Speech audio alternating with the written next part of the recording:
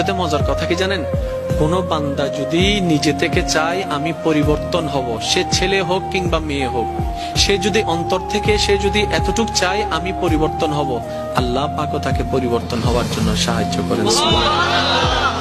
কত বেনামাজ এখন নামাজি হয়েছে জানেন? সুবহানাল্লাহ। কত নামাজ এখন তাহাজ্জুদ ওয়ালা হয়েছে, হাজার হাজার আছে। এক সময় নেশা করতো এমন ছেলে এখন 5 ওয়াক্ত নামাজি হয়েছে, এমনও আছে। সুইসাইড করতে গিয়ে ফেরত এসেছে। এক সময় যে কথার আগে হাত তুলতো সে এখন গালি শুনলো মুস্কি হাসি দেয়।